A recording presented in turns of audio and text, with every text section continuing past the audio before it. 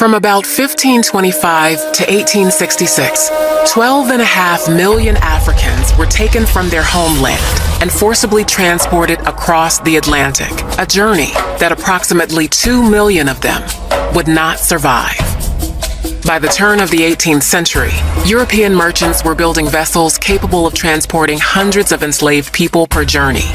These ships had extra portholes for ventilation, weapons mounted on deck in case of rebellion, and additional compartments added below deck to take on more human cargo. Before boarding the ships at African port cities, enslaved people were stripped of their clothing and remaining possessions and had their heads forcibly shaved. During boarding, which could take weeks or even months, enslaved people lived on the deck of the ship in a temporary wooden house constructed by the crew. The crew also installed netting around the deck of the ship, designed to catch those enslaved who might opt for death over forced servitude. Once moved below deck, enslaved people would find themselves stuffed into compartments with ceilings as low as 4.5 feet, where they would spend most of their voyage.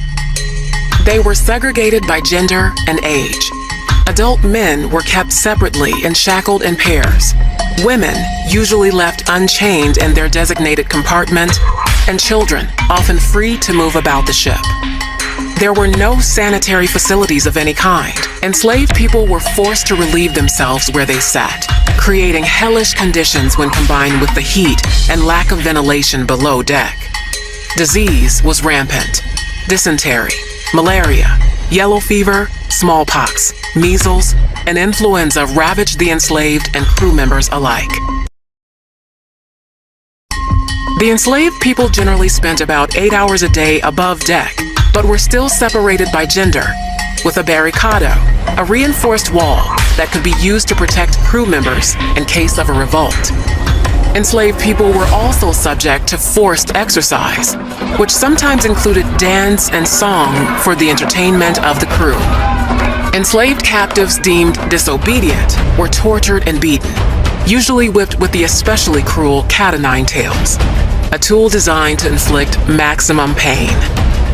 Enslaved people who refused to eat their typical meal of rice and beans were forced to do so, sometimes with a speculum oris, a medieval tool used to force open a person's mouth.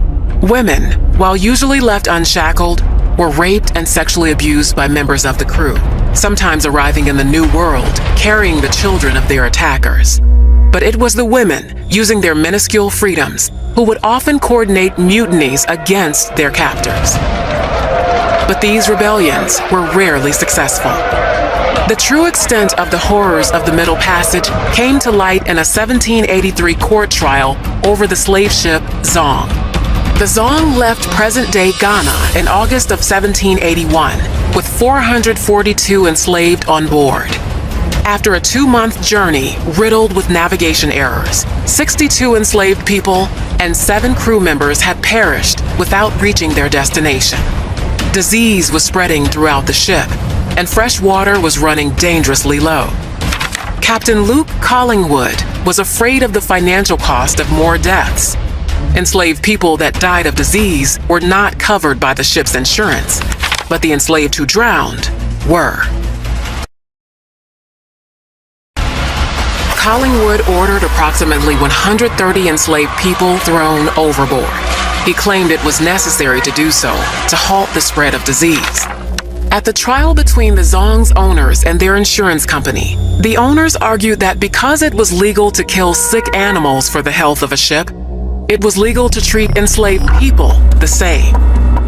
The court agreed with the ship's owners, but the trial itself exposed the horrors aboard the Zong, and its story was republished by British abolitionists with the name of the ship redacted, meant to show that this tragedy could happen on any ship transporting enslaved people across the Middle Passage.